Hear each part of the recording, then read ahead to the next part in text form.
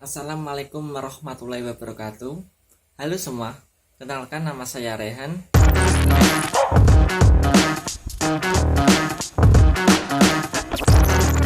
Kali ini saya akan sharing ilmu tentang materi sickle cell ke kalian semua. Kita akan belajar tentang definisi sickle cell, tahapan sickle cell, dan tujuannya. Oke, let's go.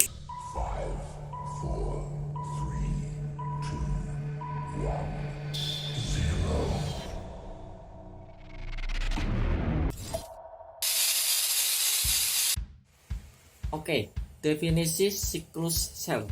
Siklus sel adalah serangkaian yang terjadi dalam fase hidup sel. Siklus sel diawali dengan pembelahan sebuah sel induk dan diakhiri oleh pembentukan sel anak. Oke, yang kedua adalah tahapan siklus sel. Siklus sel terjadi atas dua fase, yaitu fase interfase. Yang kedua adalah fase mitotik. Interfase adalah awal terjadinya pembelahan atau fase persiapan pembelahan. Terus ada yang menanyakan fase ini disebut fase istirahat atau bukan? Setelah saya teliti lebih lanjut mengenai fase ini kurang tepat jika disebut fase istirahat. Karena justru pada saat ini saya mempersiapkan diri untuk pembelahan lagi dengan mengumpulkan materi dan energi. Mengapa bisa disebut fase istirahat?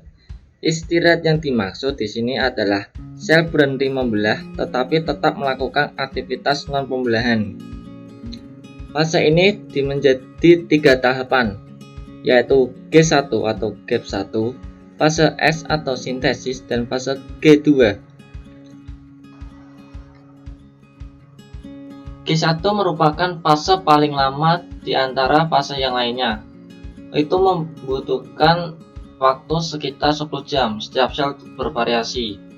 Di dalam fase ini terjadi aktivitas sel. Aktivitas yang dimaksud yaitu menciptakan protein melalui transkripsi, translasi, dan lain-lain. Di dalam fase ini, sel juga tumbuh membesar, organel sel disalin, dan terbentuk dinding molekuler.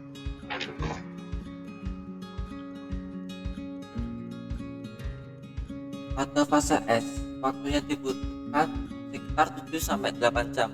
Pada fase ini terjadi sintesis DNA, proses replikasi molekul DNA. Proses replikasi yang dimaksud yaitu menduplikat struktur pengorganisasian mikrotubulus yang dinamai sentrosom, dan di mana sentrosom ini membantu memisahkan DNA selama fase M nantinya. Selanjutnya pembentukan molekul histone atau protein dasar kromosom. Yang terakhir adalah fase G2.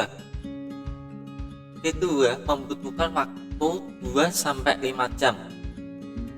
Pada fase ini ditandai dengan sel yang semakin bertambah besar. Dan juga fase ini adalah fase persiapan untuk memulai mitotik. Lalu diikuti tahap sitokinesis sehingga sel membelah dari 1 sel menjadi 2 sel. Selanjutnya kita masuk ke fase mitotik. Mitotik adalah fase di mana sel membagi DNA dan sitoplasma yang sudah sebelumnya telah disalin menjadi 2 bagian dan membelah dirinya. Terjadi atas 2 peristiwa berurutan, yaitu karyokinesis pembelahan inti sel dan sitokinesis pembelahan sitoplasma. Mitotik terjadi atas 4 tahapan, yaitu profase, metafase, anafase, dan telofase. Di dalam tahap profase, membran inti mulai rusak menjadi bagian-bagian kecil atau fragmen. Juga benang-benang kromatin memadat menjadi kromosom. Selanjutnya ke tahap metafase.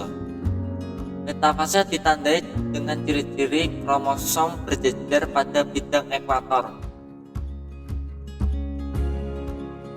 Lanjut ke anafase. Anafase ditandai dengan kromatid saudara dari setiap pasangan memisah menuju kutub yang berlawanan. Pada akhir monofase, kedua kutub sel memiliki kromosom yang jumlahnya sama. Yang terakhir adalah tahap telofase. Di dalam tahap ini ditandai dengan ciri membran inti mulai kembali gabung dan kromosom mulai meregang.